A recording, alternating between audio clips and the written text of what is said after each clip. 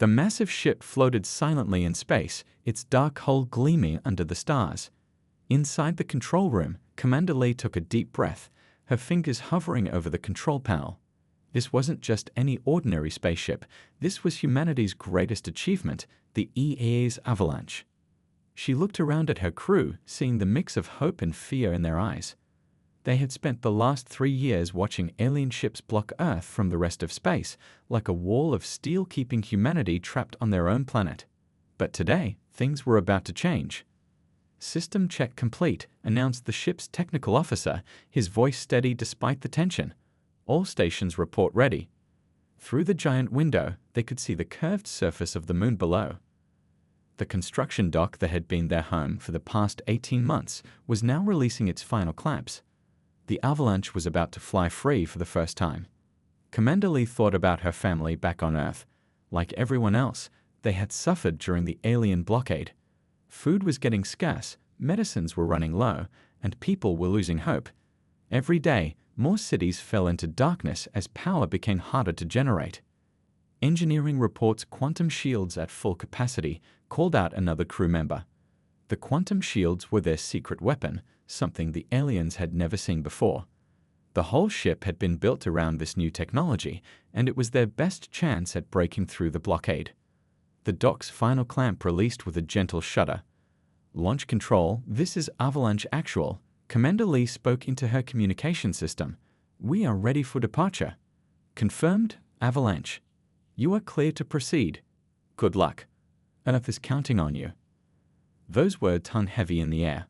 Earth really was counting on them. If they failed, there might not be another chance. The resources used to build the Avalanche had nearly emptied Earth's remaining supplies. Commander Lee gave the order, "Main engines, power up to 20%.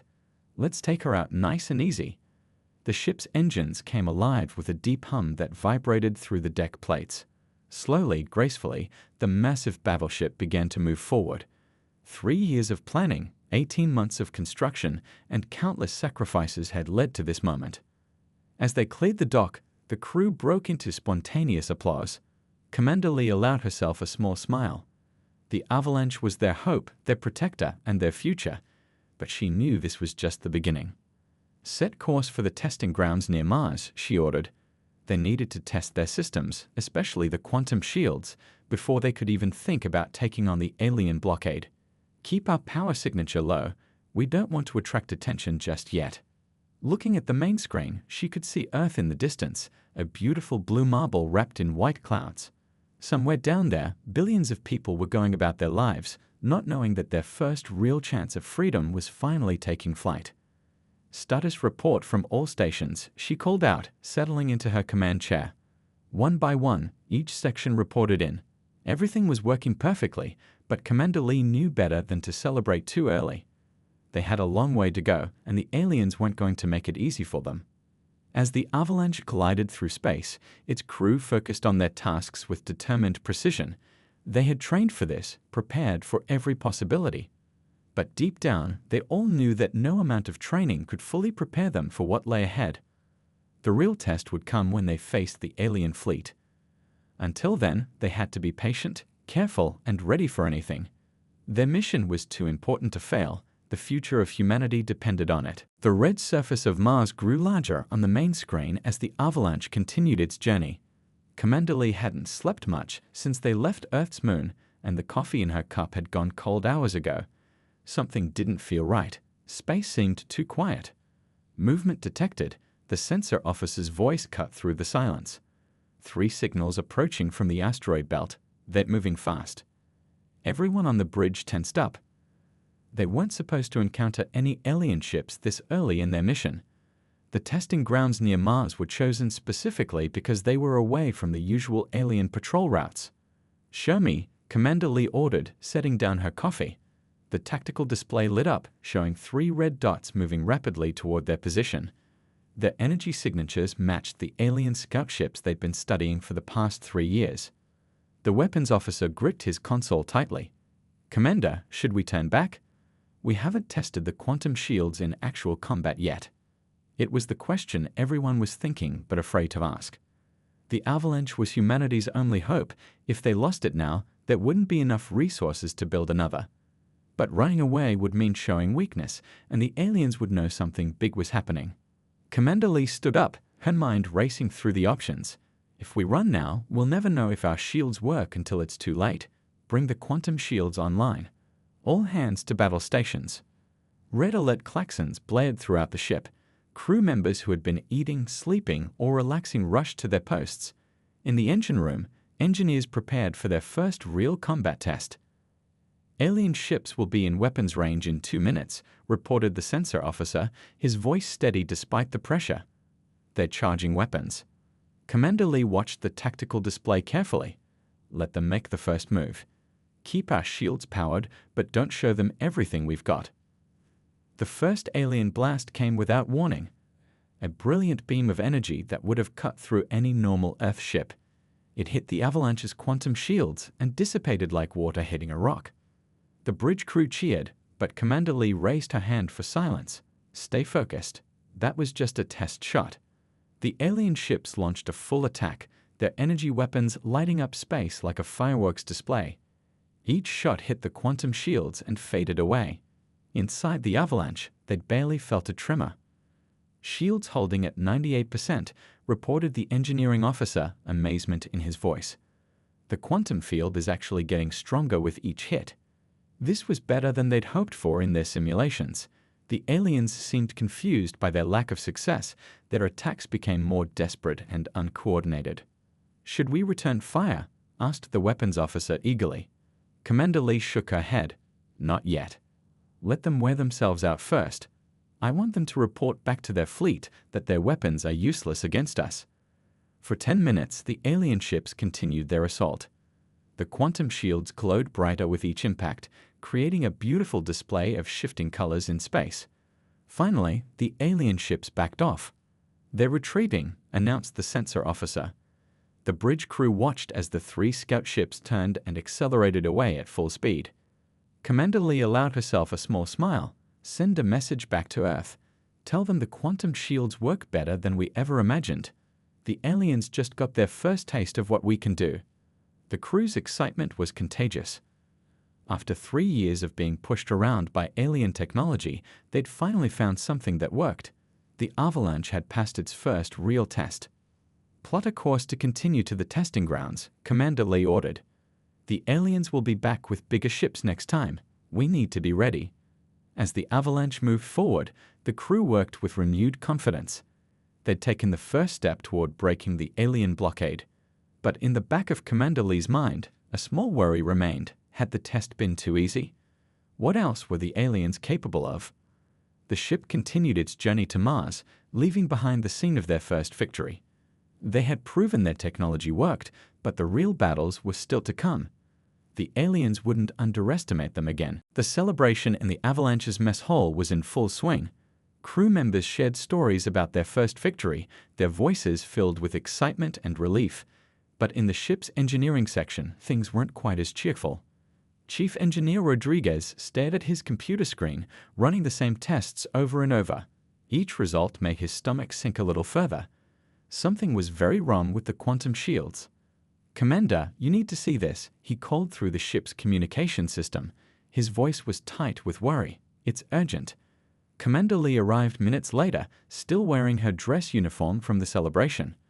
One look at the chief engineer's face told her the news wasn't good. What am I looking at? She asked, leaning over his shoulder to study the complex diagrams on the screen. The chief engineer pointed to a series of declining numbers. The quantum shield matrix is degrading faster than we expected. Each time we activate it, microscopic cracks form in the field generation system. How bad is it? Commander Lee's voice was quiet, meant only for them to hear. Bad enough. At this rate, we might get 3, maybe 4 more major engagements before the whole system fails. And when it fails, he didn't need to finish the sentence. They both knew what would happen. The Avalanche would be as defenseless as any other Earth ship. Commander Lee straightened up, her mind racing. They were already halfway to the alien blockade's weak point. Turning back now would mean giving up humanity's only chance of freedom. But pushing forward meant gambling with the lives of everyone aboard. Can we fix it? She asked, though she already suspected the answer. The chief engineer shook his head. Not without a full rebuild of the Matrix. We'd need to go back to the lunar dock, and even then, he spread his hands helplessly. We barely had enough resources to build it the first time. Commander Lee walked to the small window in the engineering section, watching the stars streak by. The sound of laughter and celebration drifted down from the deck above. Her crew deserved their moment of joy. They'd earned it. But now she carried a secret that could destroy their newfound confidence. "How many people know about this?" she asked. "Just my top engineers and now you. We've been double and triple checking the data before raising the alarm." She nodded slowly. "Keep it that way. Tell your team this information is classified at the highest level." The chief engineer looked uncomfortable. "Commander, the crew has a right to know." "They have a right to complete their mission," she cut him off, but gently. "If we tell them now, fear will spread through the ship like a virus. We need everyone focused and confident." She turned back to the window, her reflection showing the weight of command in her eyes. "How long until we reach the blockade's weak point?" "At current speed, 36 hours. And if we push the engines to maximum?" The chief engineer did some quick calculations. 28 hours, but that would leave us with less power for the shields when we get there. Commander Lee made her decision. "Increase speed to maximum. The sooner we reach the blockade, the fewer chances the aliens have to test our shields." As she turned to leave, the chief engineer called after her. "Commander, what do we do if we encounter more scout ships?" She paused at the door. "We pray they don't make us use the shields. And if they do," she took a deep breath, "we make it count." Walking back through the ship's corridors, Commander Lee heard the continued celebrations of her crew. Each laugh, each cheer felt like a weight on her shoulders. She had always known command would mean making hard choices, but this was different. In the privacy of her quarters, she recorded a message to Earth Command, encrypting it with her highest security codes. They needed to know about the shield problem, even if her crew couldn't. As she finished the recording, an alert sounded through the ship. "Commander to the bridge," the officer on duty called. "Long-range sensors are picking up multiple contacts ahead." Commander Lee closed her eyes for a moment, gathering her strength. Then she straightened her uniform and headed for the bridge. The next few hours would determine not just their fate, but the fate of everyone back on Earth. The Avalanche continued its journey through the darkness of space, carrying its deadly secret along with humanity's hopes. Time was running out, and they still had so far to go. The first sign that something was wrong came from the night shift crew. Small power fluctuations in non-critical systems, nothing major, but enough to catch the attention of the ship's security officer. He reported it to Commander Lee immediately, even though it was the middle of the night by ship's time. "Look at this pattern," he said, pointing to the power readings. "These aren't random glitches. Someone's testing our systems, looking for weaknesses." Commander Lee studied the data carefully. After the shield matrix problem, this was the last thing they needed. How many crew members have access to these systems?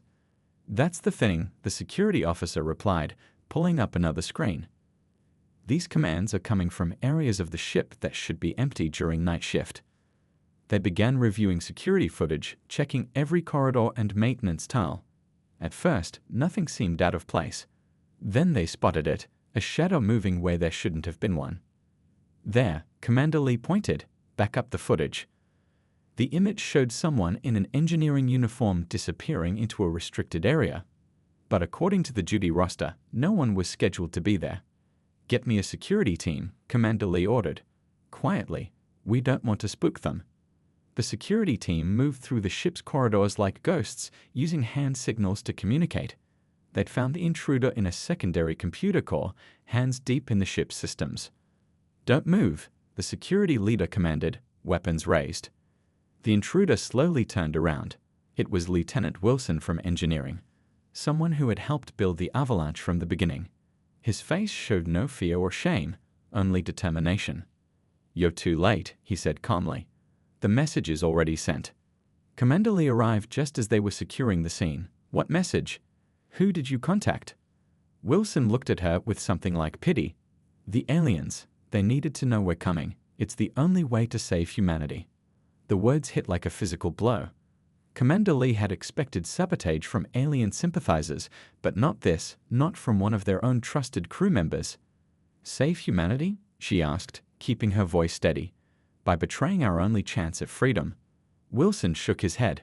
You don't understand. I've seen their technology. We can't win this fight. Even with the Avalanche, we're children throwing rocks at giants. The only way humanity survives is if we surrender, join them, learn from them. Security teams began searching the ship, looking for accomplices. Wilson had to have had help to access so many systems. The crew watched in shock as people they'd worked with, eaten with, trusted, were led away in restraints. In her office, Commander Lee faced the hardest part, telling the crew. She couldn't hide this like the shield problem. The betrayal would affect everyone. This is your commander speaking. Her voice echoed through the ship. By now, many of you have seen the security teams at work. We've discovered traitors among us, people who believe that serving the aliens is better than fighting them. She paused, letting the words sink in. I understand their fear. We've all felt it. But fear doesn't justify betrayal. We built this ship not just to fight aliens, but to prove that humanity deserves its freedom. In the ship's brig, Wilson and his conspirators sat in separate cells.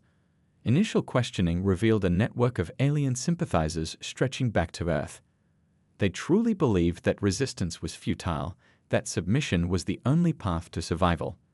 Commander Lee spent hours reading their communications with the aliens. The messages showed something surprising. The aliens were afraid of the Avalanche. They hadn't expected humans to develop quantum shield technology so quickly. Maybe that's why they have sympathizers spreading doubt, the security officer suggested. They're trying to break our will to fight because they can't break our shields. Commander Lee nodded slowly. Then we don't just have to fight the aliens out there, we have to fight the doubt in here.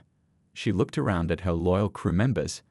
Every person on this ship needs to believe that freedom is worth fighting for. As the Avalanche continued its journey, the crew watched each other with new eyes, wondering who they could really trust.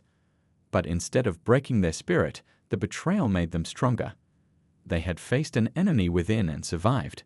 The aliens waiting ahead couldn't be any scarier than that. Jupiter's massive form filled the view screens of the Avalanche, its swirling storms creating patterns of red and orange in the gas giant's atmosphere. But no one on the bridge was admiring the view. Their eyes were fixed on the dozens of alien ships moving into attack position. Main alien fleet detected, the sensor officer announced, his voice tense. Counting 37 warships. They're forming a blockade pattern. Commander Lee gripped the arms of her command chair. The quantum shields were already showing dangerous stress patterns after their previous battles. Now they faced the largest alien force they'd ever encountered. Engineering status report, she called through the ship's comm system. The chief engineer's voice crackled back, strained with worry. Shields are at 60% capacity, Commander. The matrix is showing significant wear. We might get one, maybe two good hits before. He didn't need to finish. Everyone knew what would happen if the shields failed. The Avalanche was powerful, but without its quantum shields, it would be as vulnerable as any other human ship. All hands, battle stations, Commander Lee ordered. The familiar alert klaxons began to sound throughout the ship.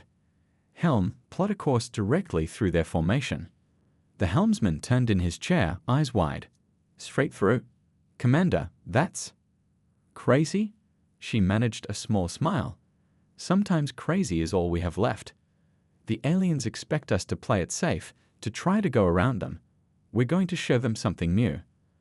The crew rushed to their positions, securing equipment and preparing for combat. In the medical bay, doctors readied their supplies. In the engine room, engineers said quick prayers over their machines. Enemy ships are powering up weapons, reported the tactical officer. They're launching fighters. Commander Lee studied the tactical display. The alien formation was tight, too tight. They were so focused on stopping the Avalanche that they'd bunched up closer than usual. Helm, full power to engines, she ordered. Take us in. Navigation, calculate a slingshot trajectory around Jupiter's gravity well. The ship surged forward, its engines pushing to maximum power. The alien fleet began firing, their energy weapons lighting up space like artificial lightning. The quantum shields caught the first hits, but each impact made the ship shudder more than the last. Shields at 45%, called out engineering. Commander, we can't take much more of this. But Commander Lee was focused on Jupiter's massive gravitational pull. As they approached the planet, she felt the ship begin to accelerate naturally, drawn in by the gas giant's enormous mass. Alien ships are adjusting position, Tactical reported. They think we're trying to hide in Jupiter's radiation belts. Let them think that, Commander Lee said. Helm, on my mark, cut engines and let Jupiter's gravity do the work. Engineering, divert all power to the forward shields. The Avalanche rocketed toward the gas giant, its speed increasing with every second. The alien ships moved to intercept, not realizing they were being drawn into a trap. Now, Commander Lee shouted. The ship's engines went silent. For a moment, everyone felt weightless as the Avalanche was caught in Jupiter's gravitational embrace. Then the ship began to swing around the planet like a stone in a sling, gathering incredible speed. Shields critical. Engineering's voice was almost a scream. They're about to fail. The alien fleet realized their mistake too late. The Avalanche shot out of Jupiter's gravity, well like a bullet from a gun, aimed directly at the center of their formation. At such speeds, even their advanced ships couldn't react in time. Brace for impact, Commander Lee yelled. The Avalanche tore through the alien formation, its failing shields clearing a path. Ships scattered in every direction, their tight formation transformed into chaos. By the time they recovered and regrouped, the Avalanche was already far past them, racing toward Earth at speeds their damaged ships couldn't match. In the aftermath, Commander Lee surveyed the damage. The quantum shields were barely functioning, multiple systems were offline, and the hull showed signs of stress they'd never seen before. But they were alive, and they had broken through the strongest alien blockade yet. Send word to Earth, she ordered, her voice hoarse. Tell them the path is clear. But warn them, we paid a heavy price for this victory. As emergency crews worked to repair the damage, the crew of the Avalanche realized something had changed. They had proven that humanity could stand against the alien fleet. But they had also learned that victory sometimes comes at a terrible cost. The captured alien ship drifted silently beside the Avalanche, its sleek purple hull damaged from the battle. The boarding team reported in through crackling communications, their voices tense with excitement and fear. Commander, we've secured the alien vessel, the team leader reported. You're not going to believe what we found in here. The aliens, they're still alive. 3 of them. Commander Lee felt her heart racing. In 3 years of conflict, no one had ever seen a living alien up close. All they had were distant scans and blurry images. Are they hostile? That's the strange part, the team leader replied. They're not fighting back. They're trying to show us something, making gestures toward their main computer. After careful consideration, Commander Lee made a decision that would change everything. I'm coming over. Have the medical team ready with full containment protocols. The journey through the connection tube between the ships felt like walking through a dream. The alien vessel's interior was nothing like they expected. Instead of the cold, militant design they'd imagined, the walls were covered with what looked like artwork. Pictures of distant worlds, star systems they'd never seen. In the ship's main chamber, 3 aliens sat surrounded by human security officers. They were tall, with iridescent skin that shifted colors like oil on water. Their large eyes blinked slowly as Commander Lee entered. The lead alien stood up slowly, movements deliberately gentle. It reached out with a 6-fingered hand and touched a panel on the wall. The chamber filled with light as a holographic display sprang to life. It's their homeworld, the science officer whispered, studying the images. Or what's left of it. The hologram showed a beautiful planet being torn apart by some kind of massive energy wave. Millions of ships fled the destruction, carrying refugees to the stars. The aliens pointed to another image, a star map showing their journey, thousands of light years, looking for a new home. They're not invaders, Commander Lee realized, her voice filled with awe. They're refugees. They've been running all this time. One of the aliens touched another panel, and a new image appeared. It showed the thing they were running from, a vast, dark force consuming entire star systems. The alien made a sound that their translators couldn't understand, but the fear in its voice was universal. They blocked Earth because they need it, the science officer said, putting the pieces together. Their ships are failing after such a long journey. They need our resources, our planet. Commander Lee watched as more images played out, attempts at communication that had failed, misunderstandings that led to conflict. The aliens had tried to explain, but fear and confusion on both sides had turned potential allies into enemies. But we can't support both populations, the security officer pointed out. Earth is already struggling to feed its own people. The lead alien seemed to understand their concern. It brought up another hologram, plans for advanced farming technology, water purification systems, energy production methods far beyond human science.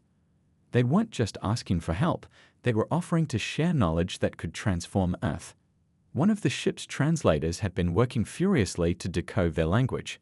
Finally, she managed to understand a few words. They keep saying something like, "Together survive." I think they're trying to say we need to work together to survive what's coming. Commander Lee stood in silence, watching the images of the dark force that had driven these beings across the galaxy. If it had destroyed their world, how long until it reached Earth? The aliens weren't the real enemy, they were just the first wave of refugees fleeing something far worse. Send a message to Earth Command, she ordered. Tell them we need to rethink everything we thought we knew about this war, and request permission to bring our guests back to Earth for proper diplomatic talks. As the medical team checked the aliens for any health risks, Commander Lee noticed something remarkable. The alien children's artwork on the walls showed pictures of both their old world and Earth, side by side, connected by bridges of light. Even in the midst of war, they had held on to hope for peace. The Avalanche had set out to break an alien blockade. Instead, they might have just discovered humanity's first real allies in the vastness of space. But explaining this to the people of Earth, that would be a challenge all its own. The message from Earth Command flashed red on the main screen, its words making the bridge crew fall silent. Destroy alien vessel. Continue original mission. This is a diary to order. Commander Lee read the message 3 times, each time hoping the words would somehow change. They didn't.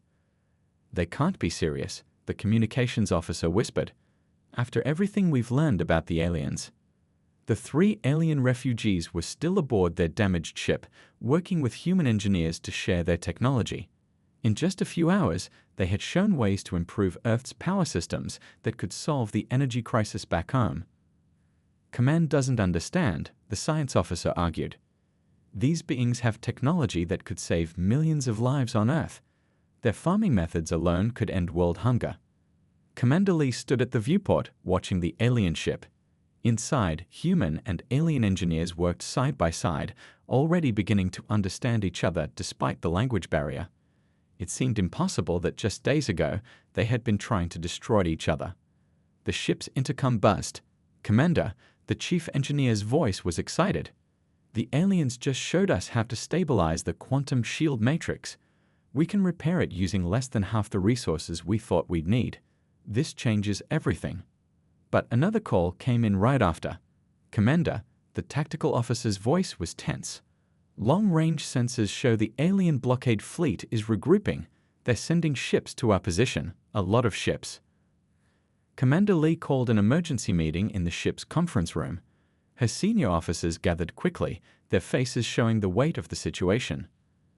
Earth Command is scared, the security officer said. They see the aliens as a threat to our survival. They want us to eliminate that threat. But the real threat is what's coming, the science officer countered. These aliens are running from something that destroyed their entire civilization. If we don't work together, both our species could be wiped out. The chief engineer cleared his throat. The aliens have already taught us more about quantum technology in a few hours than we learned in years of research. With their help, we could build more ships like the Avalanche, maybe even better ones. Commander Lee listened to them all, her mind racing through options. The Avalanche's mission had been clear, break the alien blockade at any cost. But now that cost seemed too high. What about a compromise? The communications officer suggested. We could take the alien tech data back to Earth, show Command what we've learned, prove that cooperation is possible, and abandon the aliens to die. Commander Lee shook her head. That's not who we are. That's not why we built this ship. She stood up and walked to the room's viewport, looking out at Earth in the distance. The Avalanche wasn't just built to fight. It was built to protect humanity's future. And right now, that future depends on us making the right choice, not just following orders. Commander, the tactical officer warned, if we disobey direct orders, we could be charged with treason. If we follow these orders, we betray everything humanity stands for, she replied. We're supposed to be better than this. We're supposed to learn from our mistakes, not repeat them. She turned to face her crew. I'm going to send a message to Earth Command. I'll explain everything we've learned about the aliens, about the threat that's coming. I'll tell them that the Avalanche is standing down from combat operations. And if they don't agree, someone asked. Then they'll have to send someone to arrest us, she said firmly. But by then, I hope we'll have proved that working with the aliens is our only hope for survival. The room was quiet for a long moment. Then the chief engineer stood up. I'm with you, Commander. The aliens helped us fix our ship. We owe them the same chance. One by one, the other officers stood. They had sworn to protect Earth, and sometimes protection meant making the hard choice, the right choice, even when others couldn't see it yet. As Commander Lee prepared to send her response to Earth Command, she looked at her crew. They had started this mission seeking to break an alien blockade. Now they were about to do something even harder. They were going to build a bridge. The Avalanche had become more than just Earth's most powerful warship. It had become a symbol of hope, a chance to prove that different species could work together in the face of a greater threat. The real question was, would Earth be ready to accept this new reality? Red warning lights flashed throughout the Avalanche as enemy ships appeared on all sides. But this time, the threat came from both human and alien vessels. Earth Command had sent 3 destroyers to stop them, while the alien blockade fleet approached from the other direction. Multiple weapons locked on us, the tactical officer reported, sweat visible on his forehead. Both human and alien ships are charging weapons. Commander Lee stood at the center of the bridge, her voice steady despite the chaos. Open a channel to all ships, both human and alien. Let me speak to them. But before she could begin, the ship shuddered violently. One of the Earth destroyers had fired a warning shot, deliberately missing but close enough to show they meant business. Commander, the engineering officer called over the intercom, we have to make a choice. We can keep our weapons powered, or we can maintain life support for both our crew and the alien refugees. We don't have enough power for both anymore. The choice seemed impossible. Without weapons, they'd be defenseless. But powering down life support would kill the very allies they were trying to protect. Power down the weapons, Commander Lee ordered. All of them. Commander, the tactical officer protested. That's suicide. No, she replied firmly. That's faith. Faith in both humanity and our new allies. She turned to the communications officer. Broadcast on all frequencies, maximum power. I want everyone out there to hear this. The commander's voice echoed across space, reaching every ship in the standoff. This is Commander Lee of the Earth ship Avalanche. We are powering down our weapon systems. Our shields are minimal. We have alien refugees aboard who have shared their knowledge with us freely, showing us ways to save our dying planet. She paused, letting her words sink in. They're not our enemies. They're running from something that destroyed their world, something that will reach Earth eventually. We can fight each other now and die alone later, or we can work together and maybe save both our species. The bridge crew held their breath as silence filled the communications channels. Then, surprisingly, one of the alien ships moved. But instead of attacking, it positioned itself between the Avalanche and the Earth destroyers. We're receiving a transmission from the alien vessel, the communications officer reported, amazed. They're powering down their weapons too. One by one, other alien ships followed suit, taking defensive positions around the Avalanche but lowering their weapons. It was an unprecedented show of trust. Message from Earth Destroyer Pioneer, the communications officer announced. Their captain wants to speak with you. The captain's voice crackled through the speakers. Commander Lee, you realize this is mutiny. You're risking everything on the word of beings we've been fighting for 3 years. No, Commander Lee replied. I'm risking everything on the belief that we're better than our fears. Come aboard, Captain. Meet them yourself. See what they've shown us. Then make your decision. Hours passed in tense waiting. The Pioneer's captain and a small team came aboard, met with the alien refugees, saw their technology, their art, their children's drawings. They listened to the warnings about the greater threat approaching through space. Finally, the Pioneer's captain made his decision. He contacted the other Earth ships and then Earth Command itself. His message was clear. The Avalanche had been right all along. Stand down weapons. His order went out to all human ships. The aliens aren't our enemies anymore. They're our only chance. As the tension broke, crew members from all ships, human and alien, began working together to share information and resources. The Avalanche's bold gamble had paid off, not through superior firepower, but through the courage to choose peace over conflict. Commander Lee watched from the bridge as shuttlecraft moved between the ships, carrying diplomats, engineers, and medical teams. They had accomplished something greater than just breaking through a blockade. They had broken through the barriers of fear and mistrust that had kept two species apart. Message from Earth Command, the communications officer said quietly. They're ordering all ships to escort the Avalanche and our alien allies back to Earth. They want to begin formal diplomatic talks. The bridge crew cheered, 3 years of war finally giving way to hope for peace. They had gambled everything on the belief that understanding was stronger than fear, and they had won. The sunrise over Earth looked different now, 6 months after the Avalanche's return. From the observation deck of the new International Space Station, Commander Lee watched as shuttles carried both human and alien workers to the massive construction project taking shape in orbit. What had once been a blockade was now a defensive line of joint human-alien ships, their crews working together to prepare for the greater threat that lay ahead. The Avalanche floated nearby, its battle scars now worn as badges of honor, a symbol of how everything had changed. The first quantum shield generator is online, reported the chief engineer, now leading a mixed team of human and alien technicians. The aliens' improvements made it twice as efficient as our original design. All around the Earth, similar changes were taking place. Alien farming techniques had already begun to solve food shortages in the most troubled regions. Their advanced water purification systems were turning deserts green.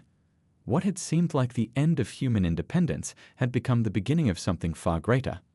Commander, a young officer called out, the first Joint Training Squadron is ready for inspection. On the launch deck below, human and alien pilots stood side by side. They wore similar uniforms now, with a new patch that showed Earth and the aliens' lost homeworld joined by a bridge of stars.